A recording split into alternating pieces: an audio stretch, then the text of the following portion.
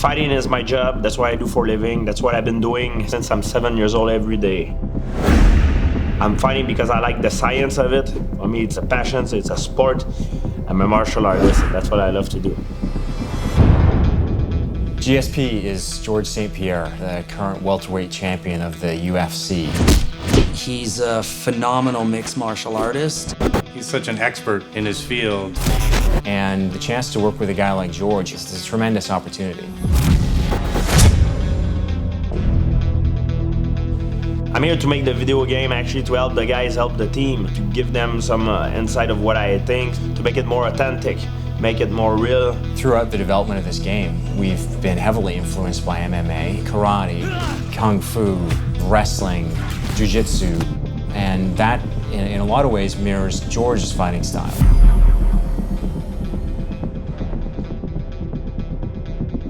We took George through the story of the game, the characters, the world itself, and then got into the fighting. The fighting scene are so realistic, it's like the real thing, you know? I like the way the transition between the striking and the takedown is done. It's very fluid. Anything that glows red when you've got a character grappled is a piece of the environment that you can use. So you can use a chair, you can take your opponent and throw him in a, in a fish tank or in a grinder. Oh my God!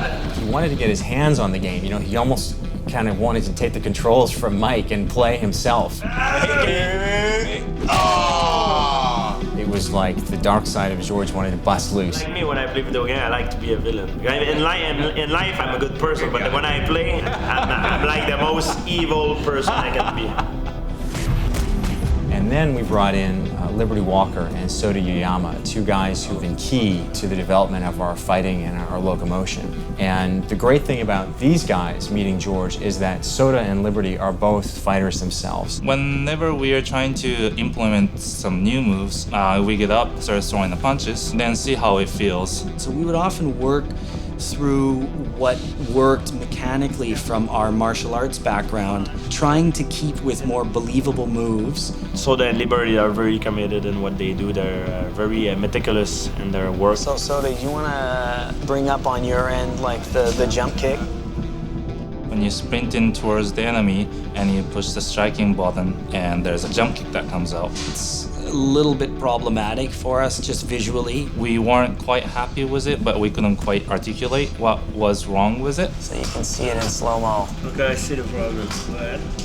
Go continuously, yes, I can see it. So at that point, you know, we broke into the mechanics of what was wrong with that move and how it wasn't looking correct. It doesn't feel like his hip is You know why? getting good extension, Because he's right? jumping with the same leg that he's gonna kick, which is wrong. Oh, I see. You see? Jump with the left and you kick with the left. Yes. If I would do that move, okay, I would jump with my right and kick with the left. George was in his element when he was talking to those guys. That's really when he got fully engaged. What I like to do is when the guy kick here, up, getting into him, boom, with and I see one he's doing like this, crack, and then break the leg. He's done, you know? Tweak this, tune this, make this a little bit different, and we'll be even closer to having truly authentic fighting experience.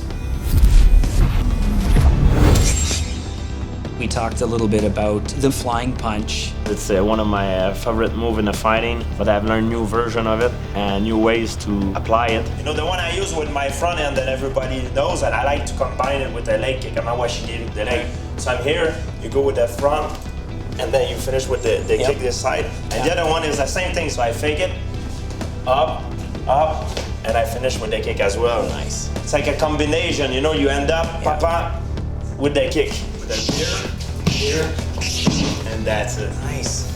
So even if you're not actually making contact, right? When you're actually working him back, he's on the defensive. You can pin him down. Exactly. And he's then moving, but now you're in. His attention's up here. Yeah. And you're in kicking range. So that's almost guaranteed, right? Exactly. That's because he doesn't see what is coming. You block it. You block his vision eye. So he try to protect eye. Then you cut the leg. You know. That's when it works the most efficiently. Yeah, definitely.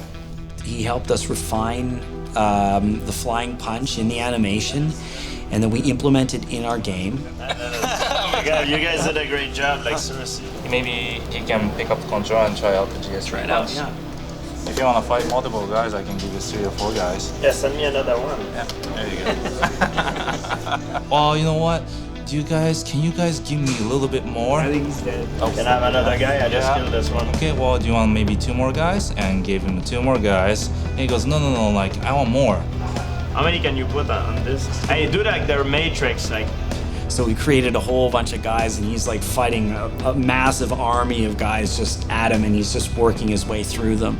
George absolutely helped us take the game to, I think, just another level. Having a guy who really embodies what MMA is today come in and actually help us tweak up our fighting, which is really the cornerstone of the gameplay experience. Doing more and more stuff like that is crucial for game development, and actually getting to meet the experts in the field and the people who really live that lifestyle and understand that lifestyle. And the fact that we actually have stuff in the game that's representative of him. Oh, my fighting choice. You got it, man. That's the main thing about it. The reason why we play game is to entertain ourselves, to have fun. And this game, I have to tell you, it's a lot of fun. That's a murderous rampage. Die, everyone. In many ways, I think he's just as dangerous on the road as he is in the ring.